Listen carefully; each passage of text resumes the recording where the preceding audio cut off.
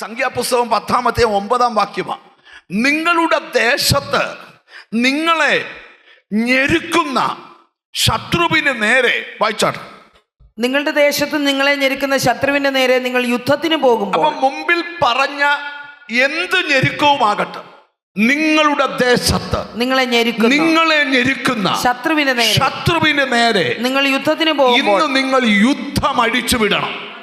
നന്മ അനുഭവിക്കാൻ കഴിയാതെ, അനുഗ്രഹം അനുഭവിക്കാൻ കഴിയാതെ നിന്നെ വല്ലാതിട്ട് ഞെരുക്കുന്ന ആ ദേശത്തിന്റെ ശക്തിമേൽ ഇന്ന് നിനക്ക് ജയം ഉണ്ടാകണം. നിങ്ങളുടെ ദേശത്ത് നിങ്ങളെ ഞെരുക്കുന്ന ശത്രുവിന് നേരെ നിങ്ങൾ യുദ്ധത്തിന് പുറപ്പെടുമ്പോൾ, വാളും കുന്തമൊന്നുമല്ല, ഗംഭീര ധ്വനിയായ കാഹളമൂതണം. ഒരാമീൻ പറഞ്ഞാട്ട്, ശത്രുവിന് നേരെയുള്ള യുദ്ധമാണ് സ്തുതി എന്ന കാഹളം.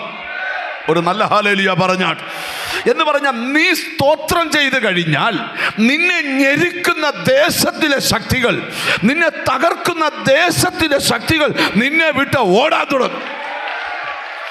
നീ നന്മ അനുഭവിക്കേണ്ട സമയമായി, നീ അനുഗ്രഹം അനുഭവിക്കേണ്ട സമയമായി. നിന്നെ വല്ലാതിട്ട് ഞെരുക്കുന്ന ആ ശക്തികളുടെ മേൽ, ഓ ഹല്ലേലൂയ, ഞാൻ വെളിപ്പാട് കാണുക, ചില വീടുകൾക്കകത്തുനിന്ന് ഞെരുക്കങ്ങൾ ഇറങ്ങിപ്പോകുകയാണ്. ഓ ഹല്ലേലൂയ. എത്ര പേർക്ക് ആഗ്രഹമുണ്ട് ഇത് വിശാലത വേണമെന്ന്. അപ്പൊ യുദ്ധത്തിന് പുറപ്പെടുമ്പം ഗംഭീര ധ്വനിയായ കാഹളം ഊതേണം. എന്നാൽ നിന്റെ ദൈവമായ യഹോവ നിങ്ങളെ ഓർത്ത് ശത്രുക്കളുടെ കയ്യിൽ നിന്ന് വിടുവിക്കും.